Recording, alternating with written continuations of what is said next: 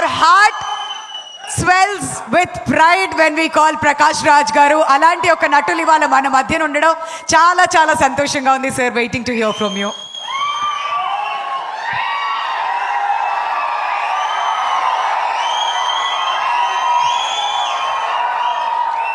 అందరికీ నమస్కారం.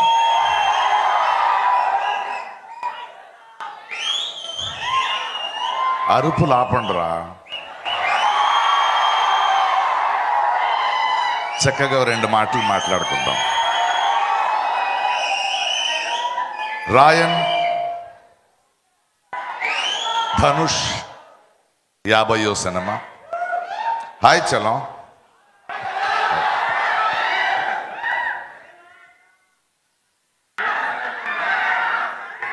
పేరు పేరున మాట్లాడుకుందాం. సందీప్ కిషన్ని చూస్తున్నా, కాళిదాస్ని చూస్తున్నా, అపర్ణ, తుషార, ఈ యంగ్స్టర్స్ కళ్ళలో ఉన్న ఆకలి చూస్తున్నా. 35 సంవత్సరాల నుంచి ఇండస్ట్రీలో ఉన్నా. ఇలాంటి నటులు, ఇలాంటి variety of actors in a film చాలా సమృద్ధంగా ఉంది చూడ్డానికి. అండ్ ధనుష్ గొప్పతనం ఏంటంటే వాళ్ళందరూ కలిసి ఒక నటుడిగా వాళ్ళ ఆకలికి కావాల్సింది, వాళ్లతో తనకు కావాల్సిన కథని ఎలా మలుచుకోవాలని తెలిసిన ఒక అద్భుతమైన వ్యక్తి. ఎస్జే సూర్య గారు అద్భుతమైన వేషం పోషించారు. I was surprise to see a scene of his. Selvaraghavan గారు, శరవణ గారు. మొన్న ఆడియో ఫంక్షన్ తమిళనాడు జరిగేటప్పుడు రెహమాన్ గారిని చూశా. సడన్గా నాకు నా మొదటి సినిమా 2 నిమిషాలు ఆగుతావా,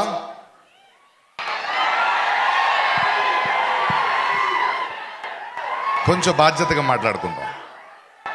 ఏఆర్ రెహమాన్ గారితో మాట్లాడుతున్నప్పుడు అనిపించింది 30 ఏళ్ళు అయ్యింది నేను ఆయన పనిచేసి. 3 దశాబ్దాలైనా మేము ఇంకా సినిమాలో ఉన్నాం అనడానికి గర్వంగా ఉంది. ఈ అన్ని మాటలు ఎందుకు చెప్తున్నానంటే నేను ధనుష్ దగ్గరికి రావాలి. రెహమాన్ గురించి మాట్లాడుతూ ఆస్కర్ తెచ్చారు, అన్నీ ఓకే. ఒక సినిమా ఇండస్ట్రీలో 30-35 సంవత్సరాలు ఉండడం పెద్దది కాదు. కళ అనేది ఒకరికి ఒక చోటు ఇస్తుంది, ఒక వేదిక ఇస్తుంది.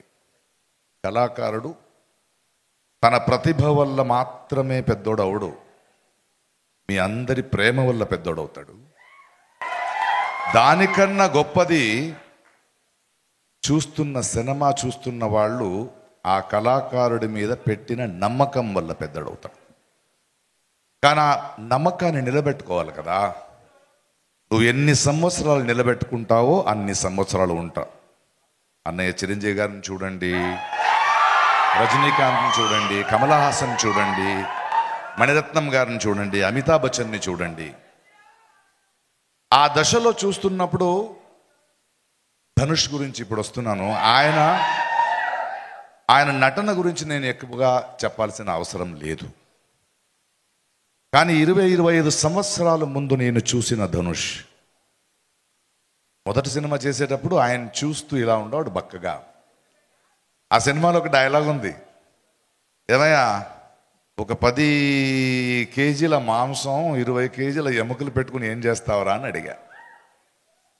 కానీ 25 సంవత్సరాల్లో ఒక నటుడు తన ఈ ప్రస్థానంలో తను పనిచేసిన దర్శకులు సెల్వరాఘవం ఉండొచ్చు, వెట్రిమారన్ ఉండొచ్చు, హిందీ సినిమా ఉండొచ్చు, బాలీవుడ్ సినిమా ఉండొచ్చు, ఎన్నో రకాల పాత్రలు చేస్తూ తనలో వచ్చిన మార్పు, తను చేస్తున్న పని, తన వల్ల ఆ పని వల్ల తన అందం అవ్వడం, ఒక వ్యక్తిత్వం అవ్వడం చూస్తున్నా.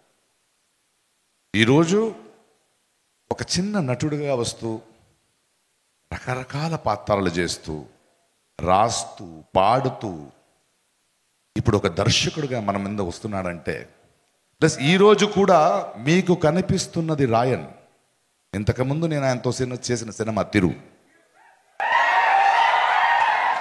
ఆ తర్వాత రాయన్ సినిమాలో యాక్ట్ చేస్తుంటే ప్రకాష్ రాజ్ గారు మీలాంటి నటుడు నాకు కావాలి. సరే నేను ఇన్ని సంవత్సరాల నటుడు కదా అని వెళ్తే తన దర్శకత్వం చూపిస్తున్నప్పుడు మీ ప్రతిభ మీ అనుభవం నాకు కావాలి, కానీ నటన మీరు రెగ్యులర్గా చేసేది కాదు, నాకు ఇలాంటిది కావాలనే క్లారిటీ ఉంది ఈ కుర్రోడికి. ఆ క్లారిటీ చాలా ముఖ్యం.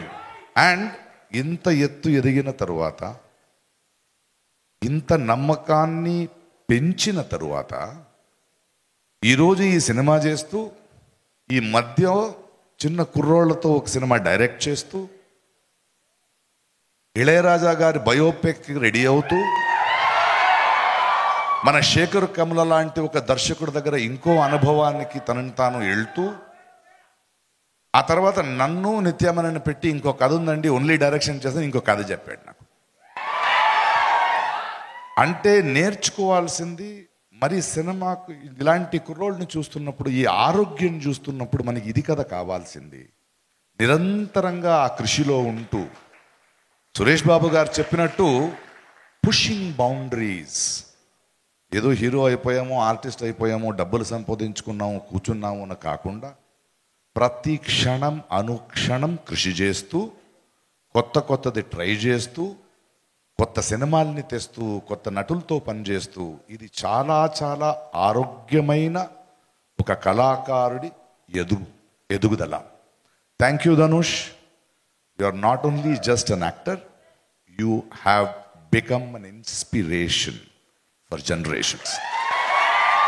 సినిమా ఇండస్ట్రీకి వచ్చే ఒక దర్శకుడైనా, నిర్మాత అయినా, నటుడైనా, ఒక టెక్నీషియన్ అయినా నేర్చుకోవాల్సింది ఇలాంటి వేదికని, ఇలాంటి బ్రతుకునిచ్చిన ఈ సినిమా ఇండస్ట్రీ ఏనిందో దానికి తిరిగిస్తూ దాన్ని సమృద్ధం చేసే పనిలో వెళ్ళాలి. వాళ్ళు అందమవుతూ వెళ్ళాలి, అహంకారం కాదు.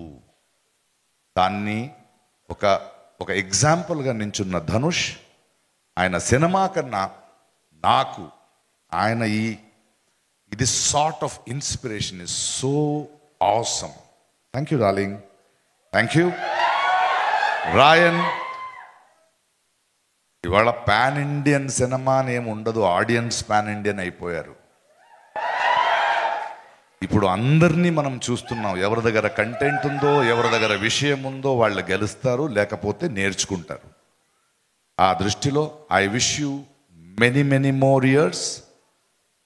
Thank you for giving back to the industry, strengthening the industry and pushing the boundaries.